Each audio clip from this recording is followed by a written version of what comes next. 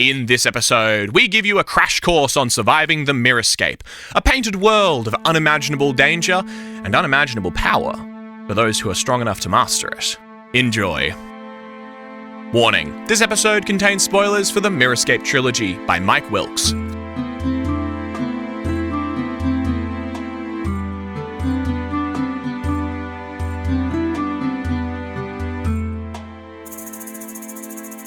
So this is going to, unfortunately, date this episode a little bit. Everyone wants to date our episode. 25th of the 5th, 2025. Shut up, Matt. Shut the fuck up. 10:52 a.m. Australian Eastern Standard Time.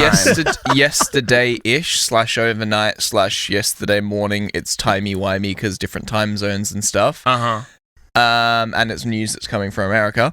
The Wheel of Time show got cancelled. What? Yeah. I've heard it was going. I heard so much about it. Like, I've never read Wheel of Time. I've heard it's so tough to get into. It's like it gets good at like the third book.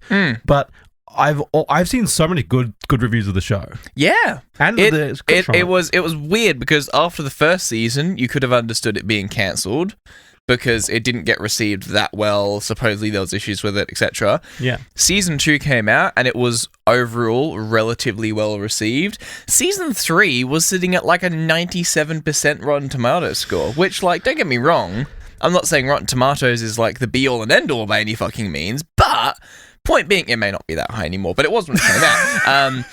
Point being, that's like, it's clearly like, and everyone was saying how good the third season was, and it was like really successful. And now they've cancelled it. Two possibilities in my mind. One, I think you overestimate the involvement of people who actually have any idea what they're doing over an algorithm that decides whether or not it's profitable. Yeah. Second of all, quit while you're ahead. If they can finish on a good note, don't do a Game of Thrones. That's true. Yeah, I mean, it was money, and it was that the third season didn't crack the money that they wanted, and the other two seasons hadn't, so... And while the third season did well, it didn't do well enough for them to approve it in the spreadsheet to really simplify it. It's like Spotify almost earning a profit sometimes. Yeah, it's interesting. I would always feel like you should make it anyway, especially if a company is like making a bunch of money. It's like the reason that Warhammer makes so much money. That company makes so much money. I'm so excited if they make a show or movie of it, and they should just fucking... I don't care. They shouldn't care if it makes money back, just to build the brand of Warhammer. Oh, yeah, just to send it. It's that kind of thing that I'm like, just like, you are building something like art here. It doesn't matter what the cost is. Like, here's the thing, though. You say that, they tried that once, and then they made Rings of Power, and they threw the most obnoxious amount of money at that episode imaginable, and the first season was okay. Yeah, you're not wrong. And it was all shiny and sparkly and pretty and cool and big and dramatic, and it was okay. I think we have to go back to our grassroots because... Let's be honest, the best movie trilogy of all time was made as an indie film with no budget. Saw. Lord of the Rings, but yeah, that too, probably. Pretty sure Lord of the Rings had a budget. Yeah, it had a budget, but not a blockbuster budget. It was an independent film that just blew the fuck up. I mean, Saw had no budget. And Saw's pretty epic, so... Saw's pretty cool. Yeah. No. What do you mean? The actual question I wanted What to are you ask, knowing though, about? No, I'm right. Saw, no. I'm not, I will say this, I'm a horror fan. I'm not a Saw fan. I don't like just like gore and pain and watching people have pain for the sake of it. Counterpoint, I don't like scary stuff, but I do like hilarious, gruesome body horror, so therefore Saw and Final Destination are the two best horror series of all time. Final Destination is pretty good. Yeah, I'll give you that. Tell me what the difference is between Saw and Final Destination. Final Destination is they die and it's fucking hilarious. When they die in very ridiculous ways. So does Saw. No, Saw, you have to watch. It's about their pain and gruesome. They like torture. Dude, the guy gets... I have it on a second monitor. I'm only watching the good bits. The person does like a flip and then backflips and then crushes their back together, or like they get crushed by a huge fucking... Yeah, I'm playing Minecraft at that bridge. point. I'm watching the funny bits. What funny bits are in Saw? I like half of it. There's a little clown guy on the TV. There's a little clown guy on the TV saying, "You need to kill yourself because you've been very naughty." How is that not funny? That's horrific. Hear me out. He's a cancer survivor cosplaying as a little clown guy. I do like his like when he wears like a jumper and he just shows up for his like fan. You should watch. That's my favorite thing. You should watch Terrifier, guy. Terrifier. Yeah. What? You should watch Terrifier. Have a quick Google. Terrifier. I don't know if I'm going to be able to. But I think the T. I also think like so we'll come back to the shows while Guy Googles. The clown is fantastic. Oh yeah, I know this clown. Yeah. While Guy Googles. I think it's interesting to because shows don't do great. I think it's all comes down to writing, right? Like we need to do. I don't know. We need to do better writing. Crazy. But it's like. I don't know, even but you look at seasons like Andor, right? You as you were saying, like end on a strong suit. Like they should have told them, hey, you have 3 seasons after the first season or something like that. Then they could have tried to condense the story or do something to make it the story finish. Not finish without finishing the story. Like just cutting it off is such a pain. I think looking at Andor as an example, he wanted like the original plan was 5 seasons after the first season of TV. But Disney said no, you get one more, which was a bit sad because it does feel very condensed. The second season, it does feel very condensed.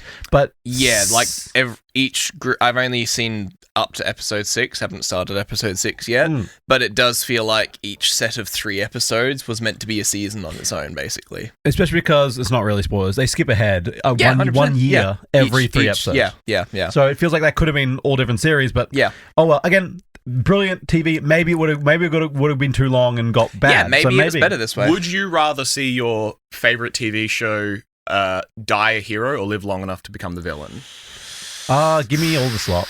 All the slop? You want the slop ending? But then you get Game of Thrones. I think it depends on do I have a complete version of this story already? Because if let's say it's something like let's just take a big pie in the sky approach to this. If I can tell I work in an office. Let's circle back. Let's take Stormlight. And let's say that I was told that Paramount. I don't know, Paramount. Ew, they're gross. Amazon Prime was making a famously better company. No, Paramount Plus, I have a vendetta against that streaming platform. It's so bad. I want to get binge. Yeah, it sucks. Let's say Prime made Stormlight Archives show, and it was like 1 season per big book or whatever. And I was watching it, and I was like, yeah, it's okay. Not fantastic. For me personally, I would actually rather see them at least finish it, even if it's not a great finishing, just because I know how that story finishes and I want to see a take on it. Whereas of the Andor example, that's not like it's a pre-written story in a sense because a writer in a room somewhere has written out those 5 seasons that were meant to be, but we as the audience don't have that story. So it's very much it's the same as like the approach to Dungeon Master in D&D, right? The door's not open until the door's open, you know? I don't know what that 5-season story is, so give me a condensed 2-season that's pretty cool. Well, speaking of sloppy endings, last episode we began discussing the Mirrorscape trilogy, specifically the first When book you in the sloppy series. on my doppy until I end. Whoa. After the episode, Yeah, we did a bit of a sloppy ending before the episode, you know? That's for the Patreon listeners. Speaking of, join our Patreon. You can see us sloppy on our doppy. I gotta stop promising so much sexual favors to our Patreons. Everything's a joke until it's not, you know? Yeah, until it's legally binding. Episode 2 of Mirrorscape. Last episode, we talked about Mirrorscape, the first book in the series, focusing mostly on the continent of the country of Nem, and specifically the city of Lamb, with our good friends Melk and Wampa. Yeah, we're good. Jude loves that. Jude's loving that. Jude loves Melk and Wampa. No, it's just Nem, Vlam, Malcolm Wampa. You see why I had so much trouble with fucking Lord of the Rings when you guys were like, you should watch this. I'm like, it's more than 4 letters. I don't understand. It also just makes me understand so many of your like character names and games that we played just makes sense when I consider that this is your background. Yeah, don't be mean about it. It does feel very much Tim Strutman was the first and the most goated. Second of all, Bonesy was not named by me. He was named by Matt. What? That's true. I did? Yes. I came into that. We played a D&D game where we had us 3 playing and another friend DMing. I played a skeleton life cleric because I thought that was funny as fuck, and I was right. And I didn't give him a name because I was like, well, he's dead. He's a skeleton. He doesn't remember his name. And you immediately went, okay, hey, Bone Guy, Bonesy. And I was like, cool. Name locked. Boom. Got him. And then I killed us all with a flower explosion from my god, and then the game ended there. We prayed real hard to your god. It was so good. I mean, disappeared. It was a natural 20. So it was fucking great. funny. Yep. I got out of that. Fucking Mirrorscape. Mirrorscape In the first episode, we focused mainly on the mysteries and the real world. In this episode, we're going to be diving into the actual content of the name of the book, The Mirrorscape. Again, very brief recap in case you haven't watched the first episode, which you definitely should. As I said in the last episode, Mirrorscape's a book trilogy published by Mike Wilkes between 2007 and 2010. Very unknown book series as far as I can see, because I can't find the fucking book PDFs anywhere. Sorry, Mike. I did pay for the books originally. I have the right to get those books. These stories focus on, as mentioned, a young lad named Mel, his friends Ludo and Ren, as they navigate the strange city of Lamb, where they discover the secrets of a hidden world inside of great masters of arts paintings. Talked about the mysteries, talked about their dastardly stranglehold in the land. I wrote this like a fucking villain. However, this episode we focus to the more fantastical, the Mirrorscape, and the Mirrorscape, discovered by our main trio as they watch their master, Ambrosius Blank, for the sake of understanding quickly, Dumbledore, Harry, Ron, and Hermione. Yep. It's literally that dynamic. Cool. Yep. Discovered as our main trio, watch their master, Ambrosius Blank, disappear before their eyes, reappearing as part of the landscape of the painting he was standing in front of. However, I draw my artistic brush now, co-hosts and listeners, as we zoom into the master's desk and we see an old tome sitting there with a knotted design on the front, a Celtic knot sort of design. But instead embossed on top, in a little left there by some great Deus Ex Machina force of the universe, is the title. How to Survive the Mirrorscape, which is a basic summary of the next 380 pages of the book that I read and will now summarize to you guys in the form of a survival guide. So Give me any clarification questions you need before we jump. Last time we talked about the horrific world of, like, Yes. the real world. The real world. Where it's like a city built on top of itself. Correct. And these guilds of corporations Yes, And the mysteries. democracy. have control the entire world. And Well, it's the a fifth fucking, mystery controls the world, for sure. Yeah. And it's a horrific world of... I think that it's quite an accurate illustration. I don't think there's anything that happens in that world that doesn't happen in ours beyond the fantastical sort of base setting. I think put in the same set There's of no circumstances. government powers that control important resources and then like make people work to harvest them. That doesn't happen. Hey, what are you talking about? corporations There isn't a owning the massive government amount of at all. money that constantly influences all of our standard systems It's and not a thing. are more powerful than the king and the church combined. So how And there's definitely no precedent of like spices being discovered and colorful things being discovered and it launching into this big trading network. That's Especially not a as they thing. master mining and to figure out how to extract things from the ground, therefore increasing Yeah, productivity. don't you to see the how entire- crazy you're sounding? It's crazy, dude. using indentured workers? It's crazy, dude. So now you're going to tell me now that... you're just making up words. So now you're going to tell me this Mirrorscape is worse. No, actually. Not really. Nothing is worse. I'll be so real. The reason the first episode focused on it was because I was writing the whole thing and I'm like, because the Mirrorscape is so wacky, it like doesn't have any groundedness to it, but then you like focus in on the outside world and it's like, this is bad. Nothing can be worse than the real world. Exactly. Yep. Were there any additional questions to clarify? Anything you remember or need to remember from the last episode going in? I don't think much of it. I think we're good. Sure. One thing, a question. These Mirrorscapes are paintings, right? You go through the painting to get to these Mirrorscapes. Correct. Where are they getting the paint for it? Is that very expensive? Is it like very... The paint is extremely expensive, Okay. but the series focuses on Ambrosius Blank's studio. Ambrosius Blank, extremely powerful painter, essentially the greatest painter alive at this point in time, has a household full of people who he offers apprenticeships to. Often the apprenticeships are purchased with a lot of money from rich families who want their kiddies to be very nice artists, but also he occasionally offers scholarships, which is how Mel managed to get his. Yes. Okay, cool. But he is still extremely fucking rich. And I don't think I wrote this down anywhere. One of the reasons that the entire conflict of the book happens, I don't really touch on the story, although I'm happy to if you want clarification on something. The book, one of the reasons that the fifth mystery hunts down Ambrosius Blank and kind of hates him is because he has a lot more pigment than he should have, because he is doing can't remember the name, Vanta Black. You remember the whole thing there where there was a guy who owned like the blackest black pigment and he would only use it for himself, and then another guy came along and made something way cheaper and way easy to get. It's like 99% as good, and he said the only person who can't buy it is that dickhead. Essentially, Ambrosius Blank is doing that, but instead of giving giving it to other people. He's just using it for his own household. His left-hand man, fuck me, what's his name? Dirk Tott. His left-hand man is working on a series of pigments that are cheaper and synthetic that can be used. Well, and any color. Essentially, yeah. Yeah. So the fifth mystery kind of fucking hates that because they like making the money off the pigments. Although, thinking about it further now, it doesn't make a lot of sense because they don't make their money off pigments as much as they make it off, like, coal and gas, I assume. But also, it's kind of their core brand. Yeah. It would be like McDonald's stopping selling burgers and just going into real estate. Like, it would be real, but it's not what we're here for.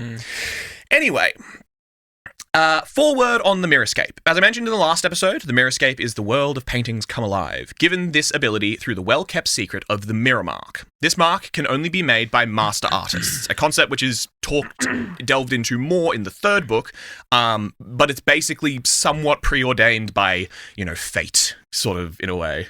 It's hard to explain without going into the full thing of the series, but essentially the third book finishes... I have to explain it. The third book focuses on them. The main characters essentially get taken to jail in the Mirrorscape, a jail called Deep Trouble. Again, you can see where all of my inspiration for stuff comes from. Mel, oh no, we're in deep trouble now, Mel. What are we gonna do? Literally, they make that joke for a fucking solid 20 pages. Good. We need to get out of deep trouble. Yeah, it's a good joke. So bad. It's a good joke. No, it's a good joke. In that book, they are pursuing... So the children are in jail. Yeah. As in that book, they are trying to beat Mirrorscape copies of themselves called mirror shades to the mirror tree because it's a big tree. Dude, this... Okay. It's a very complicated thing. The core concept that exists is if you have a mirror shade, i.e. a version of yourself that you need to go on a great quest to beat, you will become a master artist. That is how master artists are established in this world. And because Ludo and Ren both have a mirror shade version of themselves, they are also destined to be master artists.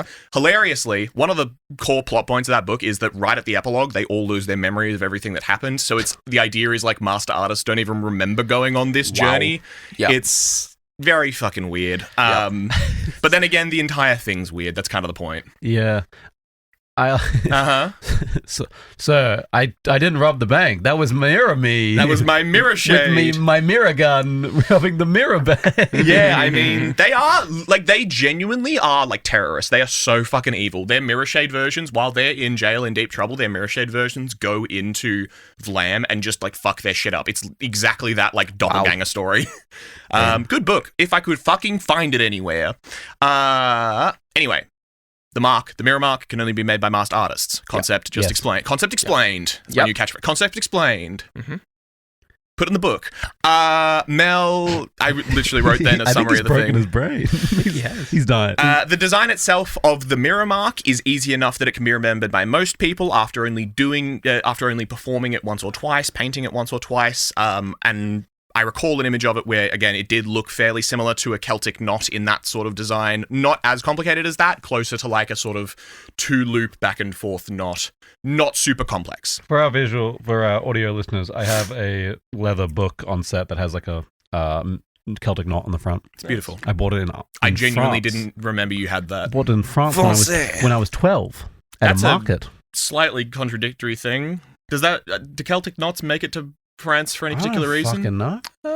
It just looks cool. The Scots and the French were very good friends at parts of history. Yeah. I'm glad to hear that. Yeah. The mirror mark. Just the Scottish prince took shelter in France for a long time because the French were like, "Oh, yes, a chance to fuck you to the English. Come shelter with us." And, goated. Everyone hates the English. Yeah, basically. Step 1, as we open this beautiful tome of How to Survive the Mirrorscape, preparing and creating a painting.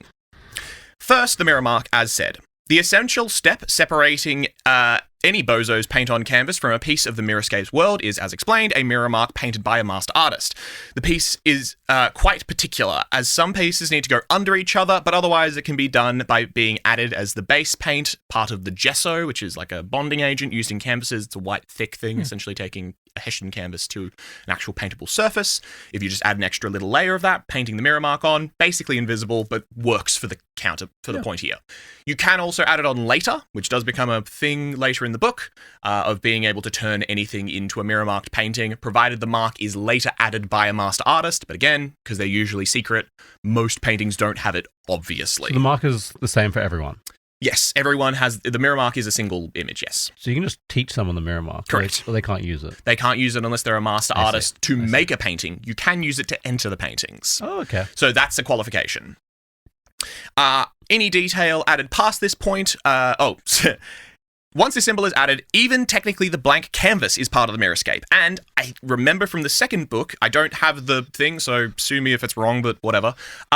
This takes you to nowhere, essentially a place that is a nothing mine where they build nothing, and the people who work there eventually turn invisible because they, like the coloured isles where you get like the coloured skin, because they're mining nothing, they get nothing in their skin and then they disappear, leading to one character called Pilfer, who's a thief who's fully invisible, which goated character. That's kind of fucking sick. And he speaks, the guy who does the voice acting puts a little bit of sort of Southern English twinge on him, a little bit of the nasty stuff. It's pretty funny. Is he... Wait, so... We ain't got nothing, eh? So that's if you enter a blank canvas. Correct, you'll end up in nowhere. Cool. The people who are in there are not necessarily actual people who have ended up in nowhere. More than likely, they are figments, which are all of the inhabitants of the Mirrorscape, people, animals, creatures, anything else, are all figments. Don't you mean pigments? Shut the fuck up. No, I mean figments, like figments of the imagination. It's already a pun. You don't need to change it to make it a pun. Like a fig tree? Shut the what the fuck are you... Boom!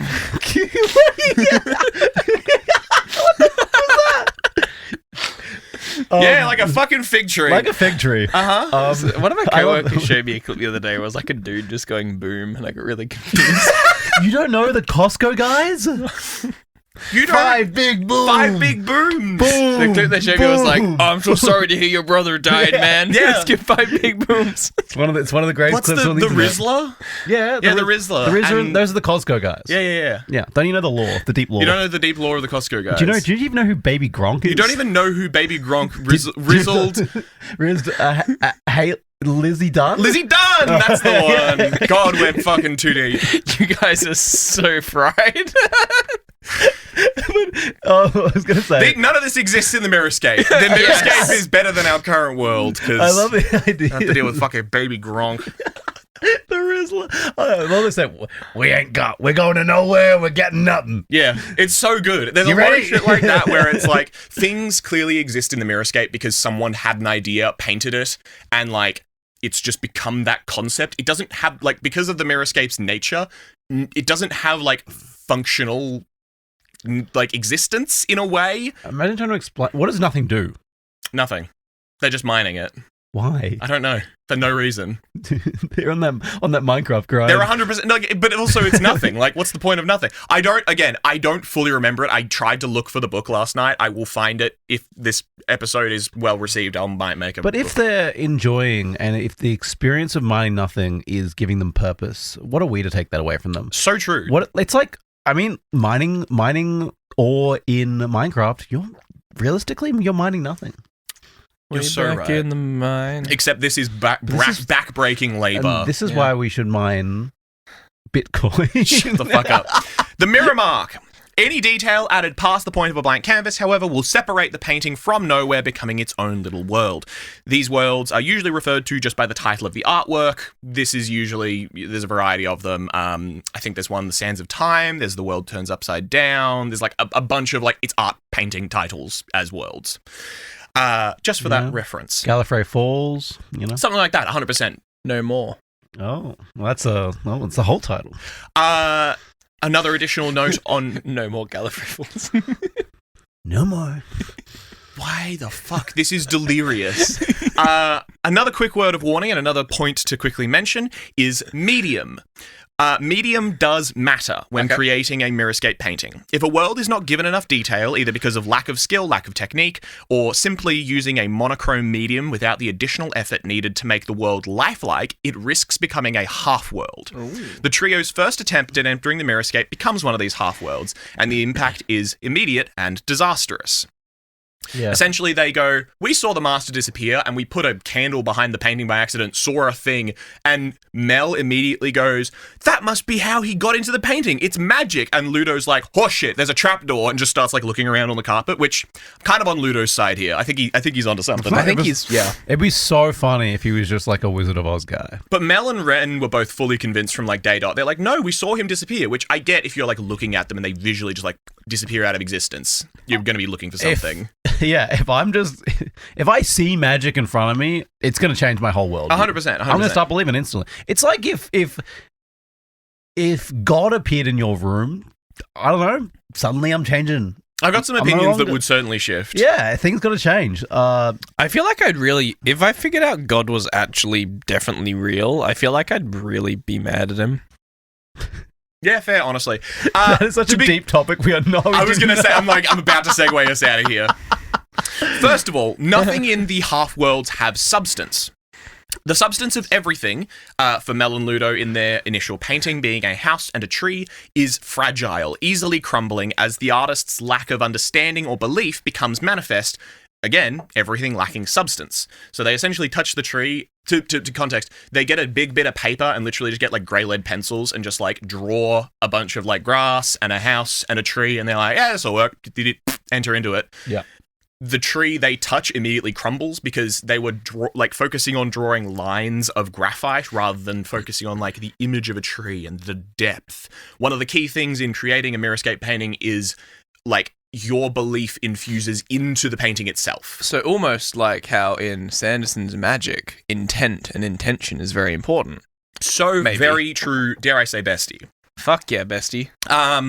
Yeah, so 100% that is correct. Secondly, a lack of technique can create a lack of common sense laws. For example, if there's no common consistent depth, i.e. vanishing points for those who did art, it can create a very odd perspective trick where things won't consistently move towards you at scale, things won't, make sense essentially with perspective. It gets very trippy. If you enter into a painting with a single vanishing point, the world will be perceived like that, which single point perspective is bird's eye, I think. No, that's just like if there's like single point perspective, like say like inside a room. Yeah, say it's like a track. 100%. Yeah, so there's different types. Usually a portrait will be a 2-point perspective where it vanishes out to 2 points on the horizon. This is all technique stuff. Again, I'm not going to get super into art technique here, but there's a lot of concepts that do, again, translate to physical reality in the Mirrorscape. Yeah. So things like vanishing points, perspective, all this sort of stuff goes into the technique category of like, this will become part of the world. Be fucking careful when you're doing this.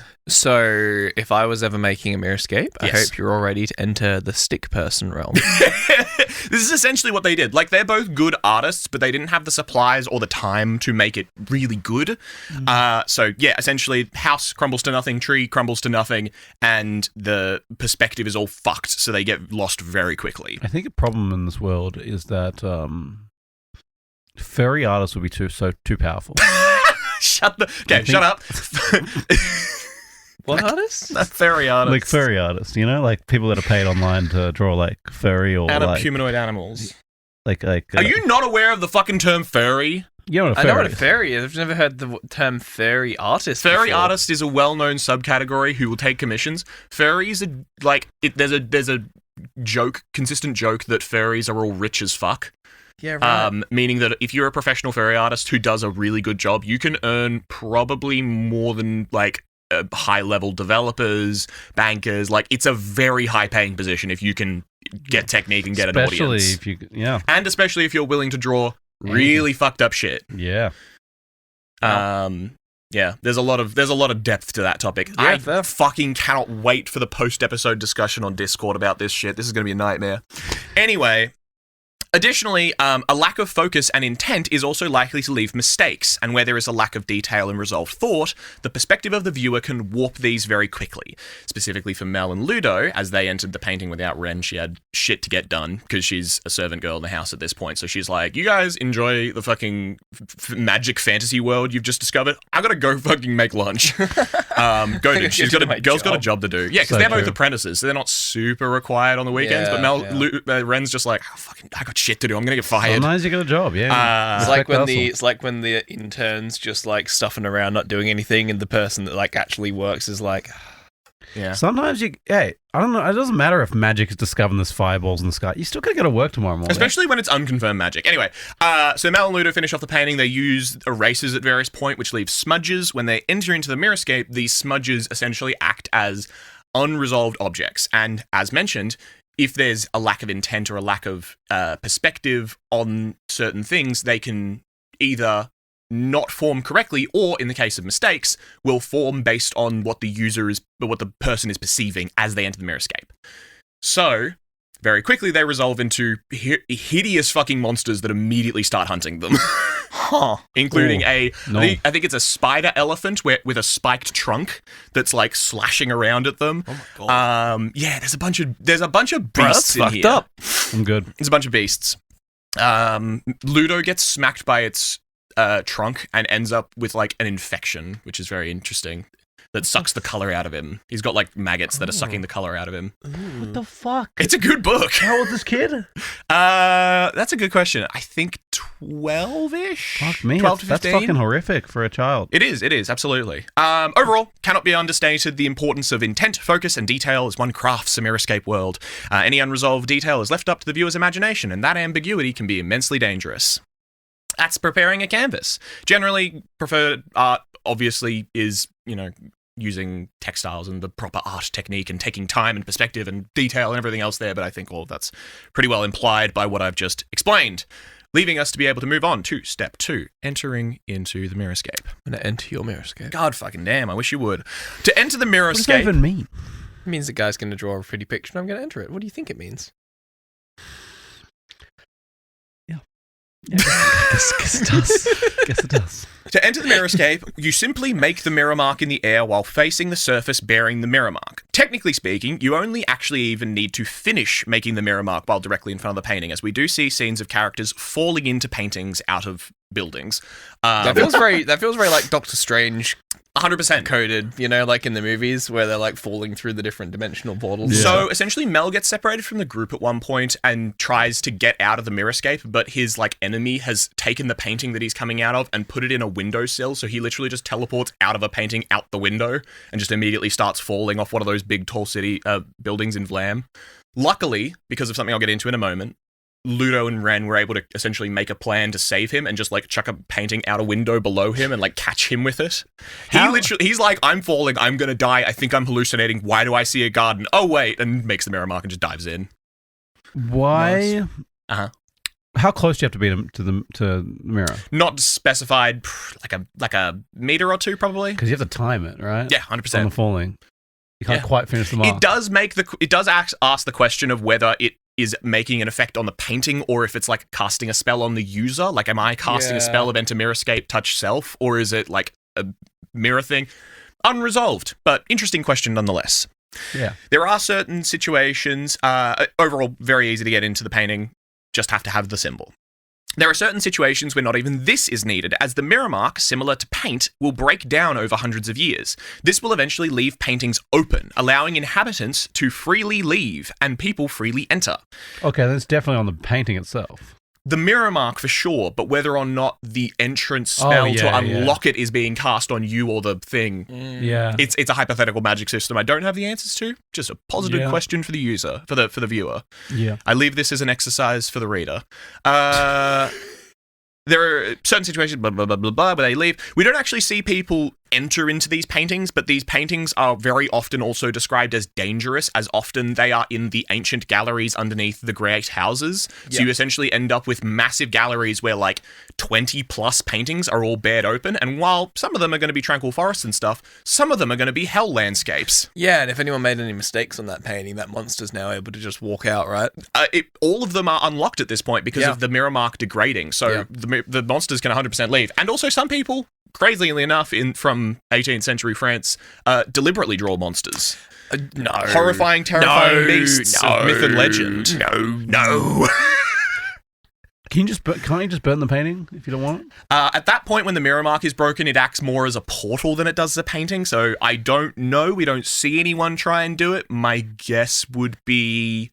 I don't know how that would interact, to be totally honest. So it's the magic never runs out, so it's always The mirror mark, once it is made on the painting, will always make that painting a Mirrorscape painting. The only way that it will not be a Mirrorscape painting is if the mirror mark is removed. I can only see this going like at some point you're gonna have like billions of these existing. Well, we haven't got to that point yet, so Yeah. it's fine. Yeah. And also, most of them are underneath the great houses. It takes a couple hundred years for the mirror mark to break down, and how many of those paintings survive that long? That's what I'm saying. Can they be destroyed? I suspect that the paintings can be destroyed pre the mirror mark disappearing. Yeah. The only ones that we see are, again, preserved underneath the great houses, which is a, moisture neutral, dark, very opportune place to keep them. They also like want to keep their paintings like just as a rich thing, I guess. I don't even know if that goes that deep as much as it's just like, the rich guy died, let's just build another house over his house, and then they forget about it. Anyway. A small note here is that anyone touching the person who makes the mirror mark or any loose object such as rope or clothing that they're carrying will also be pulled inside. This is used repeatedly, allowing people to jump into paintings together, as well as allowing chases to continue in the book, pulling animals in, people catching coattails and being dragged in, all that sort of fun hijinks that you can get up to it. I don't think there's a thing to get into there about like the magical system. If you want to think about that, sure, but I think it's genuinely just like That's fun. We want to continue the chases and we don't want everyone to explicitly have to know the secret of the Mirrorscape. Sure. That's entering the painting. Step 3, we finally get to the juice, the Mirrorscape. Part 3.1, surviving the Mirrorscape. Don't worry, there's only 4 parts. Step 3.1, surviving the Mirrorscape itself. Impossible to describe, as the landscape, structures, and creatures range as far as an artist's mind can. Some of the scenes that struck me were there's a literal glass house that a guy makes, which is cool. It's just allowed to exist because it's the Mirrorscape. Does he throw stones? He doesn't actually. He uses a crystal bridge to escape from a turtle monster. It's confusing. The Master Ambrosius Blank has a house in the Mirrorscape. The house's name is Billet. It has a face and legs and arms and a long tongue for a bridge, which he uses as a getaway vehicle, essentially. Me getting away in my person house. Exactly. No, Billet's goated as well because for some reason the person who does the voice for the Audible audiobooks puts him in this sort of tone that I think is very apt for like his lines. I've got one here. This is from much later in the book. "Monster time again, is it?" boomed Billet. "All right, let's be having you flying fatheads." Goated character. Yeah. Genuinely, Billet the house, good character. So the vibe that I'm getting from this, like in D&D and like other role-playing games, it's always the thing of like, we don't want to fight the wizard in his tower if it's any possibility not to. Or we don't want to fight the wizard in his demiplane. It's this, but turned up to 100, because if you fight an artist in their own Mirrorscape painting, who fucking knows what they've created in there? 100% correct, and that is, I will be getting more into that in step 3.2, mastering the Mirrorscape. Yeah. For now, we're on surviving the Mirrorscape. I'm imagining that you have basically admin control in your own painting, but I don't know. To a degree, I'll get into the details. Okay, that's fair. I'm jumping ahead, sorry. Did you have anything? If I just make a painting that's all gold and then go into the Mirrorscape, pick it up and go out of the Mirrorscape, do I just have gold? We're still on surviving the Mirrorscape. We'll get to mastering the Mirrorscape in a second. Okay. Again, some more places. There's also the Mines of Inspiration, which is essentially a big mountain filled with. It's so trippy and hard to describe, but essentially it's a stone ocean with stone islands and stone sharks inside a mountain, above which there are a bunch of trees, in the roots of which are held a ton of random items. The Mines of Inspiration are explicitly used to mine inspiration. The main three essentially get into it by getting jobs there where they put helmets on and imagine stuff that appears, and that then gets taken to the trees, and the guy goes, "Now listen, you guys might not have a brain cell between you, but that's some quality imagination right there." And they go, "Well, can we just tell you about some stuff?" And he's just like, "Well, once it's been made, it's information. Inspiration's fresh, raw." So he needs people's brains. Yeah. I love it. What's up? Brain. what is this tree you keep talking about? Tree? You keep talking about this tree. I'm not talking about a tree. There's a variety of trees that appear. You talk about this was shit. You talked about the tree that they were trying to get to with their mirror The cells. mirror tree is in the third book. It is a plot device which I fully do not remember, I'll be totally honest. That's fine. We don't have to talk about it. Essentially, I would, in my mind, I'm thinking of it as Yggdrasil, like the world tree of Mirrorscape, and you go there to get your master artist paintings. I would find the rest. If people are interested in a fourth episode, because I'd also need to do the second book as the third episode. Anyway. What is it? The first rule of the Mirrorscape, we don't talk about the mirror tree. Yeah. A few general notes for a novice traveller within the Mirrorscape, though. First of all, Mirrorscape sickness. First, if you are in a painting which you did not create, you will begin to slowly feel more and more sick. Symptoms include vomiting, weakness in the arms and legs, deliriousness, and eventually death. Oh, that's fucking shit. So I just can't visit other people's paintings. You Not for can. long. It is on a timer. It seems like it's likely... It's not super quick. It's probably a day or so you can spend in the Mirrorscape continuously in other people's paintings. If I help, and then I start to feel bad after a day. You'd probably start to feel the symptoms after 12 hours or so. You probably wouldn't die for 2 or 3 days. Okay. But you would get symptoms getting worse and worse over those days. Wow. If I help to make the painting at all, Yes. one little line, Yes. am I good? Don't know. Technicality? Probably. Okay, so it's about making the painting, not about the mark, if you're the mark. No. Okay. That's not how it's decided. Cool. I think it's about contributing to that. Again, I don't fully know. I don't think that that's a tested hypothesis. Sure. I believe it would be contributing to the painting. That's my headcanon, and that's therefore it's true It's because true. no one else knows this book. It's true. We made it true. Luckily- that's canon. Luckily, the fix for Mirrorscape sickness is very quick and easy. Leave. Oh, and then you just feel better. You feel better after literally a minute or two. Okay. What if I make a medicine in my mirror that cures mirror sickness? Fun fact, that actually comes up in the third book. That is doable. That is possible. Great. Boom. Because when they end up in deep trouble, they know that people from outside the Mirrorscape die if they're in the Mirrorscape too long, so their jailer injects them with something that keeps them from getting Mirrorscape sickness. So they can keep them. Meth. Yeah. Straight. I think he Pure says heroin. he says gruel is served on alternate Sundays and the hay is changed every 2 years whether it needs to be or not. So they're in pretty bad conditions, in deep trouble. This was me reading the one snippet I could find online. It's really good. Yeah, I was going to say, if you have a prison inside the Mirrorscape. Yeah. Because prison's in the Mirrorscape, right? There's a prison in the Mirrorscape. Yeah. There's not a lot of people who know the secret of this magical land who are going But like, we need to make a prison. If there's a prison in there, everyone would just die if they... Correct. If they weren't treated. Yes. I I have one other question. Go for it. Sorry. No, totally fine. I had a question. Oh, if I go into the mirror, if someone's looking at the painting, will they see me in the painting? Yes, absolutely. So if I die in the painting, they just see my corpse. Correct. Because one of the things that fully convinces... So, I'm remembering back, Mel and Ren are slightly more logical in believing that it's magic because they actively go to the painting and see the master just, like, standing in the...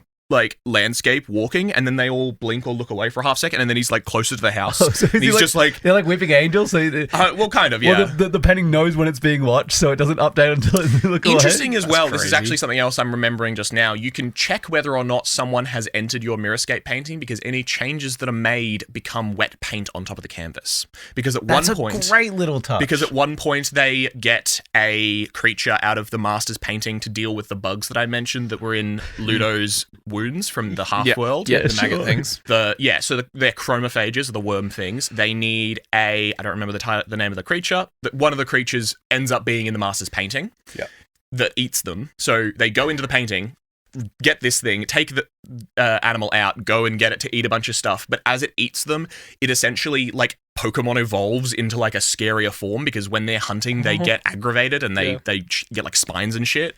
And so then they have to like haul this fucking creature, which was like kind of like a docile dog sort of thing at first. This like, you can think of it like a velociraptor beast back into the painting. And so then the master later in the afternoon is like, well, there's a bunch of color missing from my courtyard and someone fucked with my creature on the thing. And someone else goes, has one of the apprentices like meddled with it? And Ambrosius like wipes a tiny bit of the paint off and goes like, well, there's nothing underneath. So I have a suspicion that someone else knows what's going on. Great detail. Yeah. That's good. I like it. Yep. I have a question. Go for I'm it. sorry if I already got No, answered. 100%. 100%. When I try... So I know how I leave, but like, do I have to leave through a particular portal point? Or can I just make the mark anywhere in the painting? Yeah. No, so yes, you do. Sorry, I misunderstood what you were saying. Yes, absolutely. And that is in part 4, Leaving the Mirrorscape, which, stop jumping ahead, Jude. Okay. For God's sake. How big are these worlds? Are they infinite or are they like 100 meters? Yeah. About as big as the painting describes. So you can draw a very zoomed in painting that's a single room. Your Mirrorscape world will be that room, unless in your intent you ascribed a building to be the outside of that room. What happens? What's the edge? Are they just walls? Like what is the edge of it? What does it look like? The edge usually is some sort of hill or horizon. It gets a little obscured. I think sometimes it kind of gets described as like a mist wall. Sometimes it gets described as just like literally a hill. I think, as I understand it, some of them just have landscape that extends off to a distance and then starts to transition to another painting.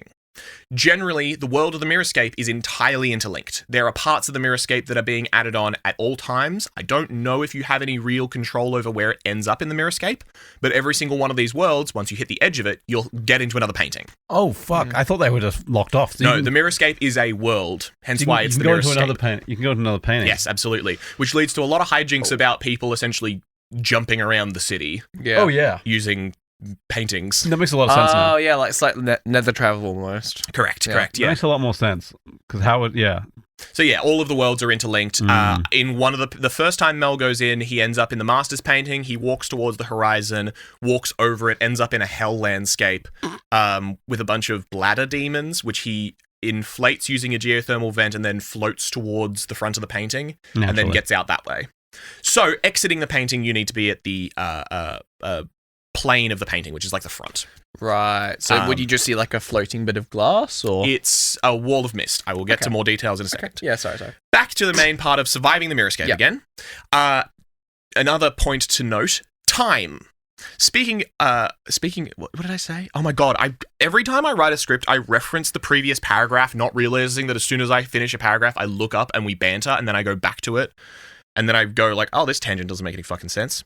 Editing note for Guy for the future for when you're listening to this episode. This is for no one but me. Speaking of a minute, sentence that doesn't make sense, you'll need to be aware of how time works in the Mirrorscape as well. Time does not flow as it does in the real world. My headcanon is that since the Mirrorscape has certain areas where time can be controlled, which is a thing that we encounter, the rest of the Mirrorscape, where something like a painting would be expected to remain the same, effectively freezes time to a degree. Mel and Ludo enter their first painting for around an hour or so, and when they leave in the real world, only about a minute has passed. Ren basically barely got down the stairs before going, "Oh shit, I meant to give you guys these apples," comes back up and sees Mel cradling like a dying Ludo who's been like beaten by this elephant monster that they fought in the half-world. It's like Narnia rules. It's pretty goofy. Except not true, because you do... I don't know if you age, actually. That's another thing that I'll get to in a sec. There is a note here for time as well. Mirror time is not tied to real time in that direct way where it's frozen. Most paintings are not expected to move, but some of the paintings have explicit ties to time. For example, there's a big hedge maze, which is also a clock, where all the roots become like part of the clockwork mechanisms. I don't know exactly how it works because it's a painting and it's not meant to make sense. But essentially they grab the regulator and can turn back time in order to save Ludo, who fell to his death. Real. He doesn't remember it. Very funny. There's also, before they do that, the time is actually looped inside the clock, which is funny because they're pursuing their master, Ambrosius, in the house, Billet. He's already gone through this area and was pursued by a bunch of Fifth Mystery guys. When the trio get to it to come and save the master, everyone is gone from this area except for one Fifth Mystery guy who was left behind, except because of how time works in the clock, there's now like 300 of him because it's a time loop. I was going to say, it's literal time travel. Yeah, there is actual time travel. Whether or not that applies to the outside world, unknown, but it's just wacky mirror time, essentially. It's not tracked to real time by any degree. Yeah, it's mental. Yeah, it gets pretty wacky.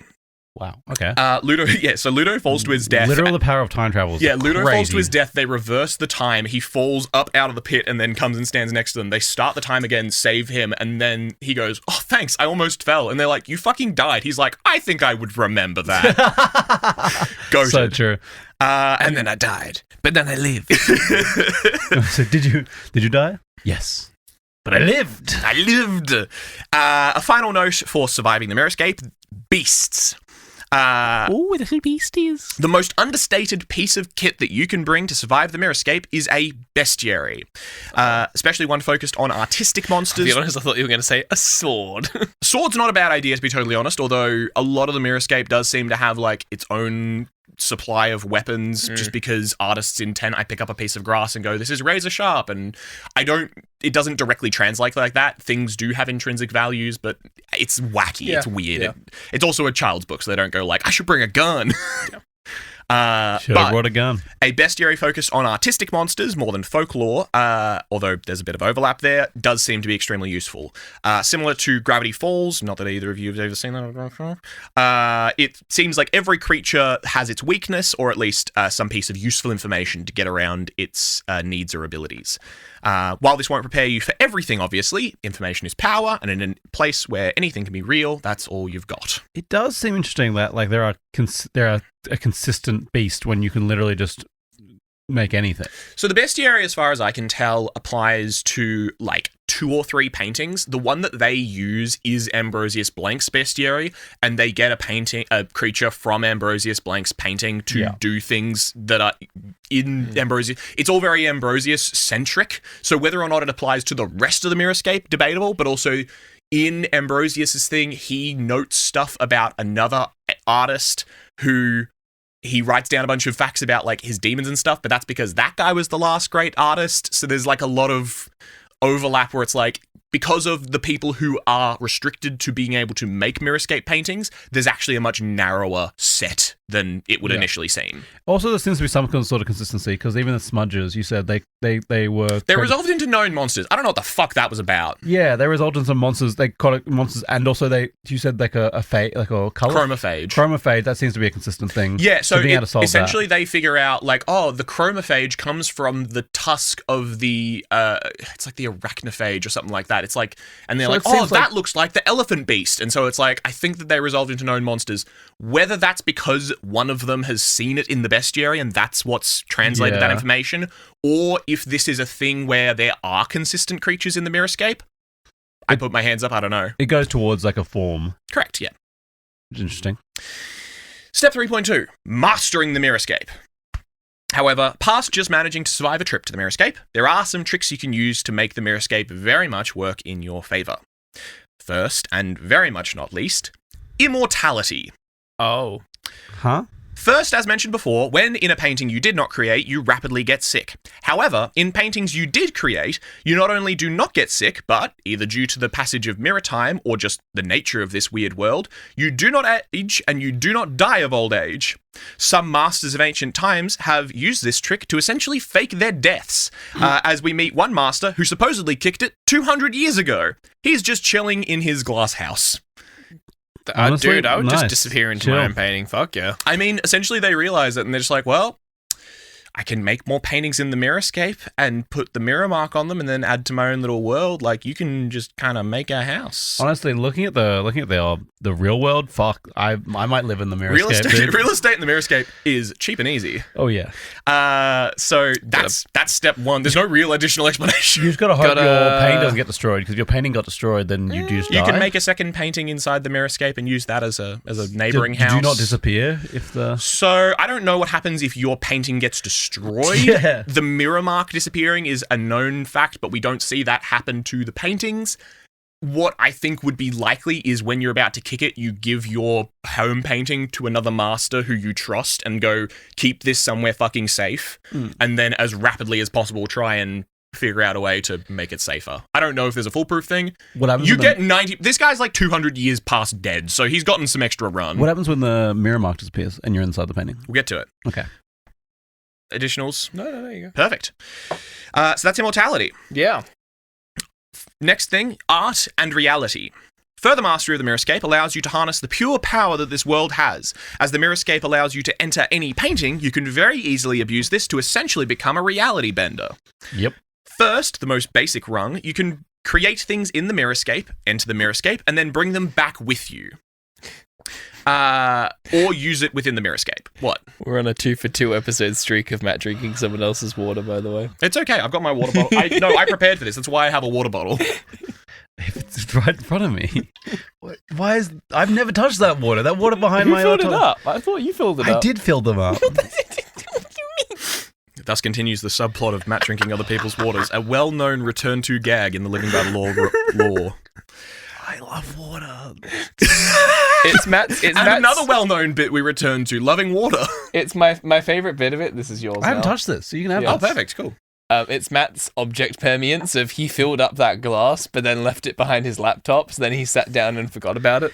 Object permanence is for suckers. Object It's not in permanence front of me. Doesn't exist. So real. Sorry, guy. Continue with the next power I get. In the most basic rung, you can create things in the Mirrorscape and then bring them back to the real world. For the main trio, this mainly extends to a beast that eats all the colour maggots they let out, as mentioned before. Yep.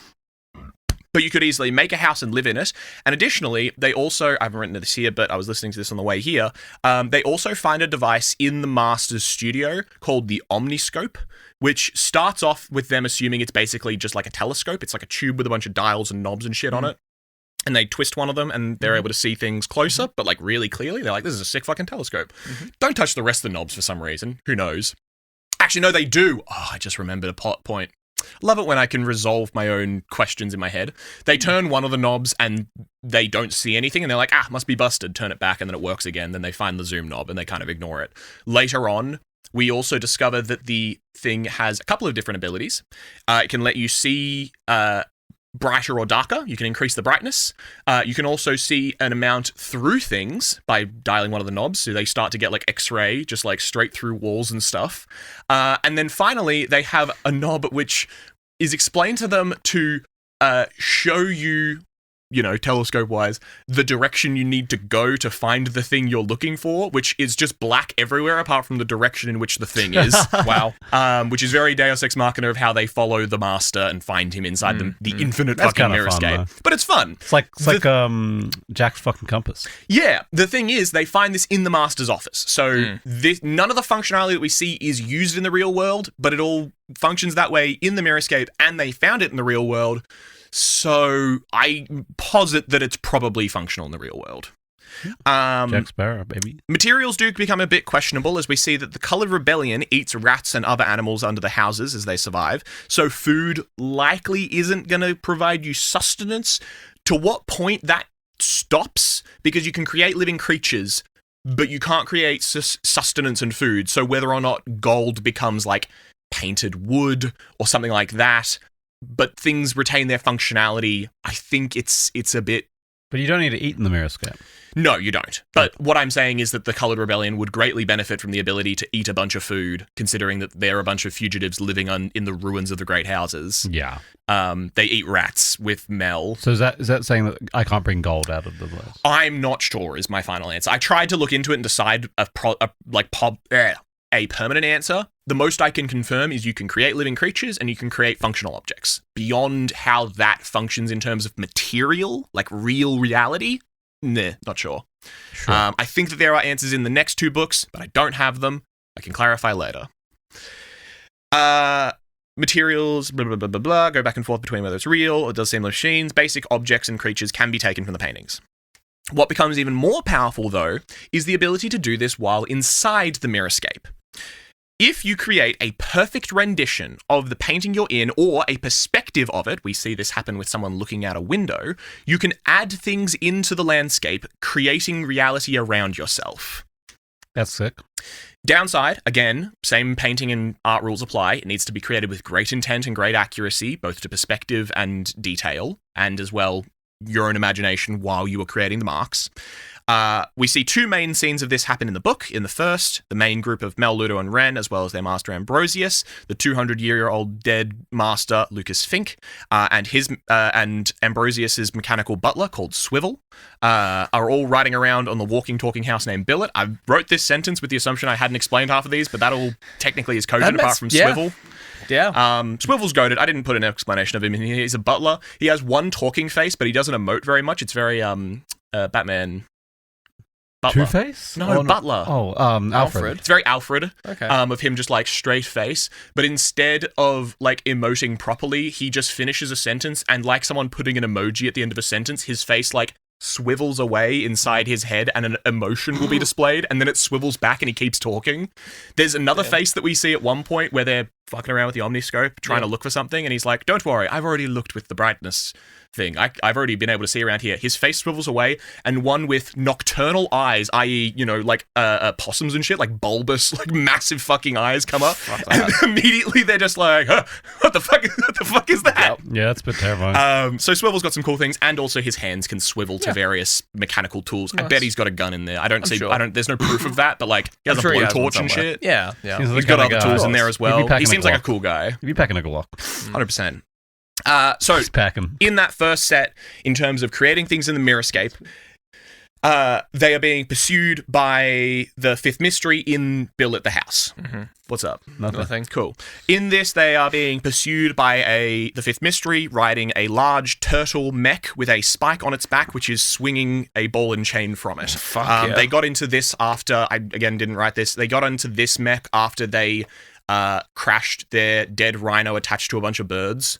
A real craft that they were using to command thing. Actually, additional note, also had a semaphore out of the bottom of it because they were indicating to their like rest of the fifth mystery guys what to do and like coordinating an attack against the house. It's just like, and there's a semaphore that they're using, and it's like, fucking where? Off the dead rhino? That's mental. On top of the dead rhino. Who fucking knows? It's very weird. It's art world, baby. They're being pursued by the turtle mech. Billet is rapidly approaching a chasm, and he needs to get across, as well as dealing with the creature behind them. So, using paint, the crew creates a bridge, which immediately forms over the bridge, which is so complete that it has gargoyles that then come to life and attack their pursuers. So additional immediately. As well, in the final fight of the book, they're attempting to get out of the painting, which would take them back to Ambrosius's house. They encounter a large baby, inside of which is the head apprentice of Ambrosius's studio, Groot, who is now a member of the Fifth Mystery. The baby, I'll note, is like 3 stories tall and is being created by Groot on a canvas as shielding for himself, with, I think, the logic being, you wouldn't shoot a baby. Is it alive? It's not alive, like it's not a living thing, but it does open its mouth and like cry, quote unquote, but it only does that to let Groot essentially expel a monster out of its mouth that it then fires at the house. That's nuts, yep. So they're just being attacked by a baby that's shooting monsters. I mentioned this at the start of the first episode and said I would explain it. Yeah. And I wasn't lying. Yeah. The team counterattacks with their own monsters in sort of an artist's duel, which is a very cool scene, except for the fact that, hilariously, the reason the fight ends is because Mel says, fuck this, leaves Billet, walks over to Groot's cover with the intent of stabbing him. Yes. He doesn't manage to. Groot's gone by the time he gets there, but he then... This is the kid, right? Fucks up the studio. Yeah, the main character. The kid just goes like, fuck it, I'm the going to stab him. The 12-year-old's just like, I'm going to get this motherfucker. To be fair, he did shit on... No, he didn't shit on his drawings. He did shit on his drawings. Shit and pissed on his drawings when he first arrived at the studio, so Groot deserves all the hate that comes to him. Yeah, fair.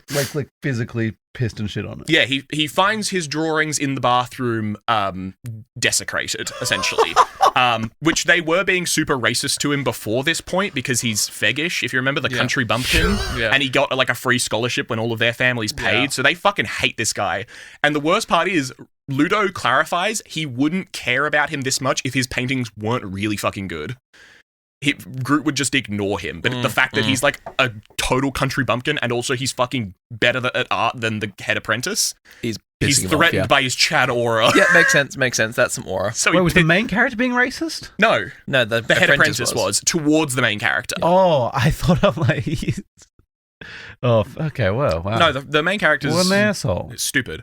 Anyway, so that's painting in the real world, so in the Mirrorscape. So overall, very useful mechanic. The final part... Oh, no, the final part... Yeah, this is the final part of Mirrorscape Mastery, is intent. This more applies to pre-entering, but it also does apply once inside the Mirrorscape. Mike Wilkes has said that the message of these stories, basic though it may be, is imagination can solve any problem, which the story then makes that very literal.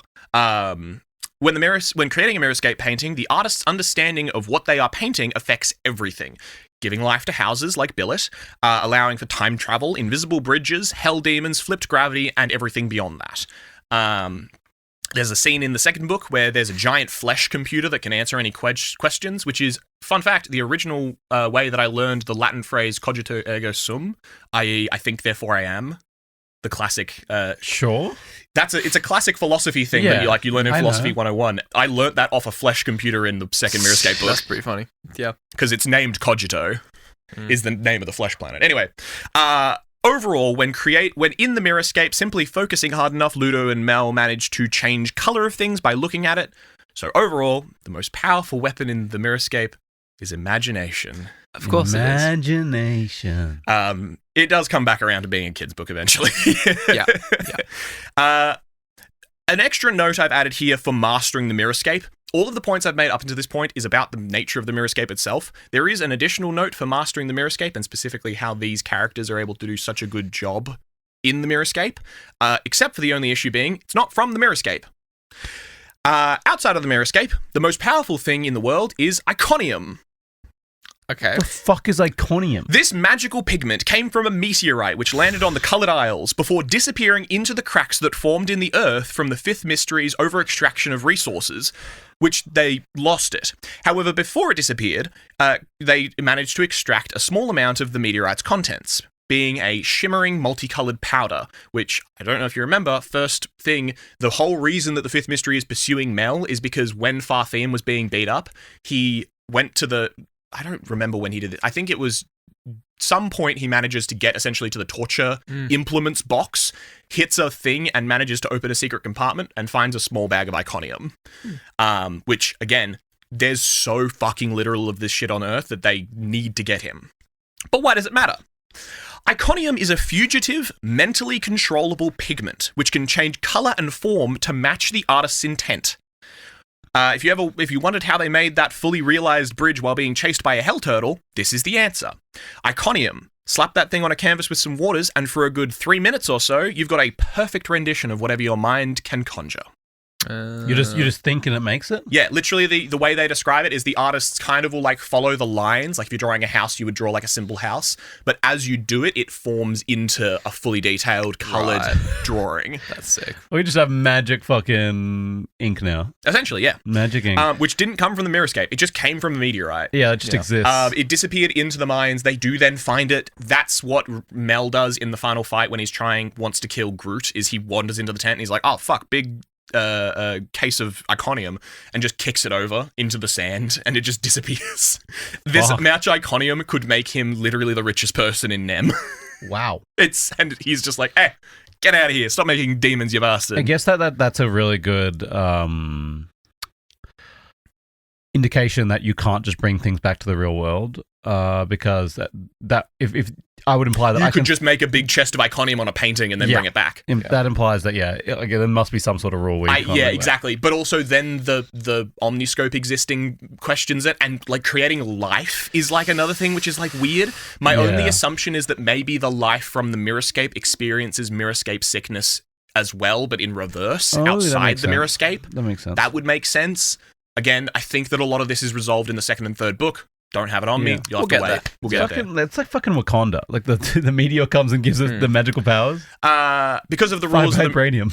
Exactly. Because of the rules of the Mirrorscape, all you have to do is infuse some intent and belief, and bingo, you have the most hack way to become a material reality bender in this world. Yeah, damn. Which, again, Groot uses because he's a loser artist. The reason he's such a bully and so old is because he's just a drunk. He just sucks at art, but his family keeps paying for his like apprenticeship. So Ambrosius is like, well, he's bullying the kids, but I get like 20 grand a year off him, so we'll deal. It's not 20 grand. I don't fucking know how much it is. However, it's an expensive scholarship, so it's probably like 80k a year. I was about to say, Americans in chat, sound off how much you're paying a year, but I don't want to know. It's just going to make me sad. Thankfully, all of it is lost before the end of the book, so we don't have to deal with it again in the later books. Yay. And that brings us to step 4, leaving the Mirrorscape. Finally, a real explanation of how to leave the Mirrorscape and any of the little trip-ups that can occur. To leave the Mirrorscape, you just do the reverse of what you did on the way in. Find the front of the painting, being called the mist wall or the picture plane, which is a little harder to find than it seems because it becomes invisible when you're not viewing it head on. Yeah. So if you don't know the direction and the angle, it can be quite easy to lose. And as well, you know, if it's a light sky and you're looking for a white mist wall, it can blend in. Yeah. There's one time where they end up in a snowstorm, or when they end up on a blank canvas in their half world where it's just white paper and they're looking for a white wall. You can understand why they got lost. The only reason they figured out their way back is because they're like, well, the grass is thicker near the front of the painting because we pressed harder to make it seem closer. And it's like, good logic, good. That's all. Exiting the Mirrorscape can be a little trickier than it seems, though, as there's a little bit of a complication with location. The number of people who know the Mirrorscape secrets at any given time in the real world would be under 100 at a normal time. Usually even under 50 would be a better guess, but because of the events of the books, a lot more people know.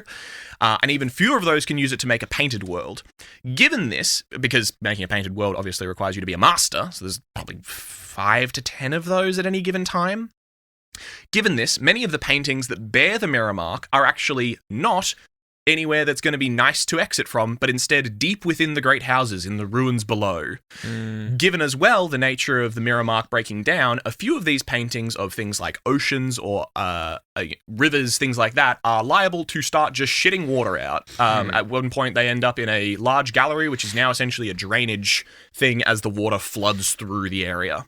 Can be quite dangerous. So you can end up on the first floor, right underneath the master's studio or somewhere convenient, or you could be 300 feet under the earth with no fucking way out. Yeah.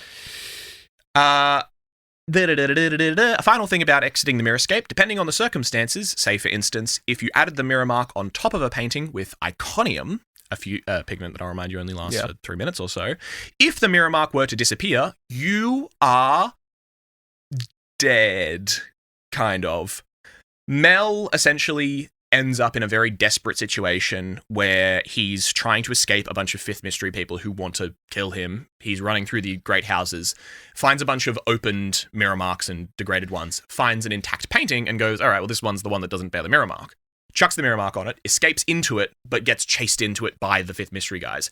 He then fucks around with them for a minute or two within the mist inside the painting before getting back to the front, managing to gesture and escape, and makes it out just as the pigment dries and the iconium disappears. He turns around and looks at a series of 6 to 10 guys who are following him, who are now paint on a canvas, because the Mirrorscape isn't there anymore, and therefore they're not real. Because the magic's gone. Yeah, they fucking died. So whether or not it would, you could release them by putting the mirror mark back on it, or whether they would then become figments or creatures of the Mirrorscape, starts to get real fucky.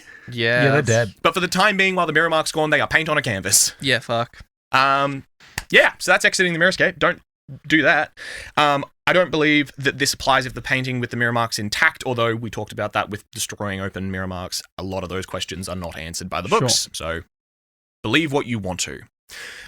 Overall, that's the Mirrorscape. That's entering, exiting, living within, the powers of. There's obviously more details and bits and pieces, but given that we're, getting close to the episode timing, I think that we might leave those for perhaps another episode if people are interested, or if you guys enjoyed. Any final questions to wrap us up? Oh, yeah. Okay. You go first, Jude. I was gonna say we're pushing time a lot. So I have actually a question. Cut my episode, cut questions from myself. But if you want to ask, then go. I need a question answered. No, for sure.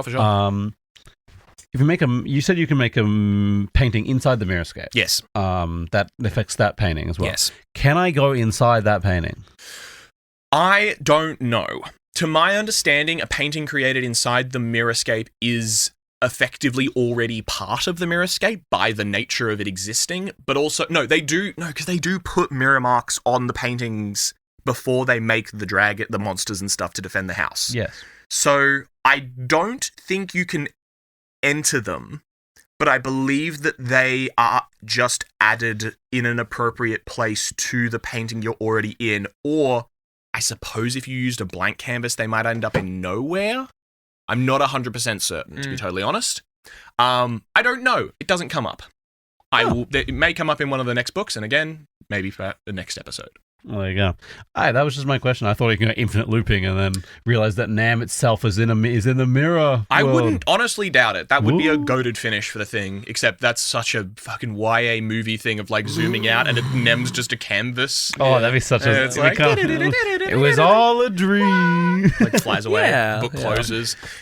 Just as the book of this episode closes as we finish up. And if you enjoyed us finishing, rate Join our Discord. something. Join our Discord, and better yet, join our Patreon. Yeah, either one or both.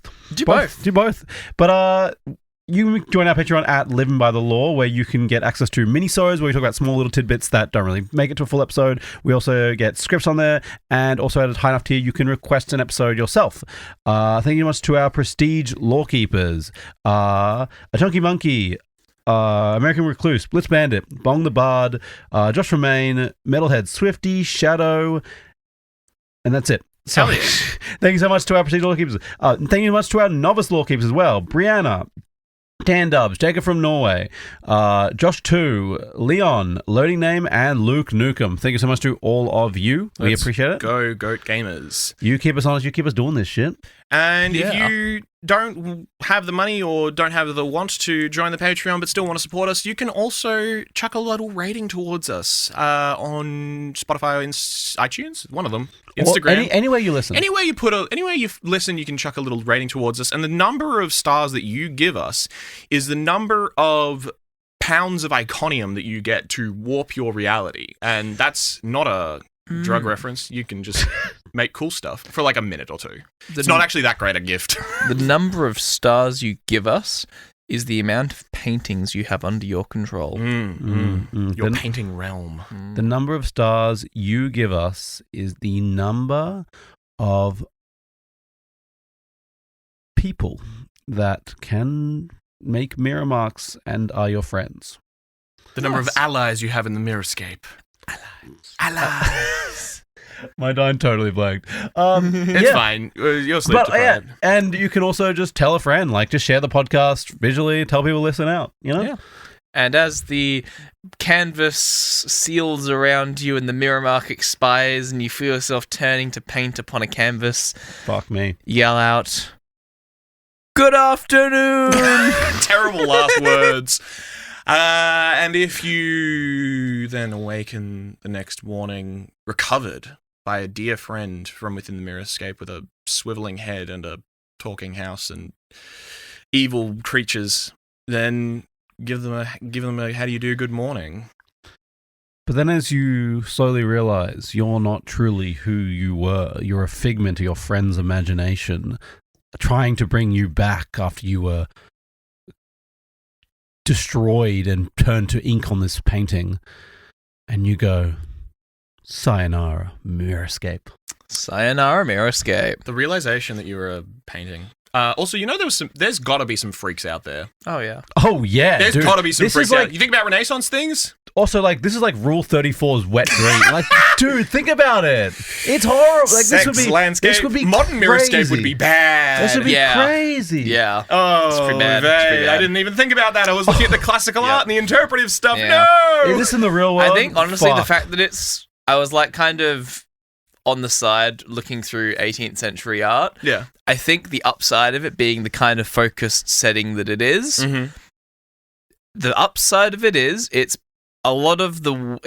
after a lot of the really weird Renaissance stuff, and it's kind of in like big neoclassical era, so that's when it's a lot more beautiful art and paintings rather than complete weird shit. Yeah, Lucas There's Fink still definitely some weird shit, but it's not like if they'd slapped it right in the middle of Renaissance, you know what I mean? Lucas Fink's number one thing that he's known for is writing demons, which why would you live in the Mirrorscape if your number one thing was demons, guy? That's the worst fucking thing you could paint. I've also realized that the Mirrorscape is just like the magic equivalent of the hologram room in Star Trek? In Star Trek, Yeah, yes. 100%. Thank you for listening to Living by the Law. If you enjoyed our podcast, please leave a review, tell your friends, and if you're feeling extra generous, become an official lawkeeper by joining our Patreon today. Follow us on TikTok, YouTube, Instagram, and Facebook at Living by the Law. All links are in the description, and thank you in advance. We have been, and always will be, living by the law. Thank you for your company, and good night.